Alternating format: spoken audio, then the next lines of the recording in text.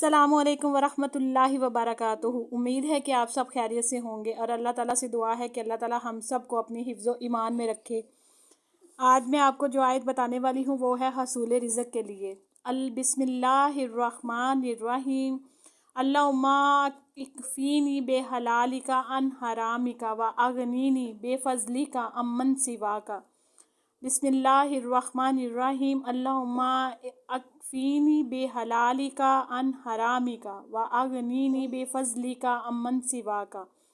بسم اللہ الرحمن الرحیم۔ اللہم اکفینی بے حلالک عن حرامک واغنینی بے فضلک عمن سواک۔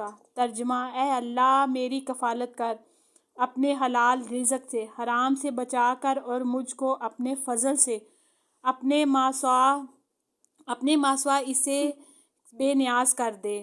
فضیلت حدیث شریف میں ہے کہ نبی کریم صلی اللہ علیہ وآلہ وسلم نے فرمایا، جو شخص قرض میں گرفتار ہو جائے وہ یہ دعا کیا کرے۔ حضرت علی رضی اللہ تعالیٰ عنہ سے روایت ہے کہ میرے پاس ایک مکاتب غلام نے آ کر کہا کہ میں اپنی لکھی ہوئی شرائط سے مجبور ہو گیا ہوں، مجھے کچھ بتائیں۔ حضرت علی رضی اللہ تعالیٰ عنہ نے فرمایا کہ میں تجھ کو وہ کلمات سکھاتا ہوں جو حضرت محمد مصطفیٰ صلی اللہ علیہ وآلہ وسلم نے مجھ کو سکھائے تھے۔ اگر تم پر پہاڑ کے برابر بھی قرض ہوں گے، اللہ تعالیٰ اس کی ادائیگی کا ذریعہ بنا دے گا۔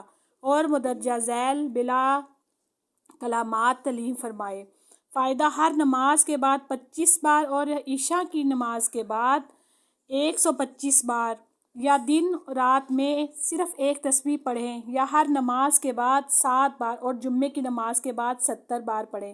اللہ تعالیٰ ہم سب کو اس پر عمل کرنے کی توفیق دے، آمین یا رب العالمین یا رب العرش العظیم۔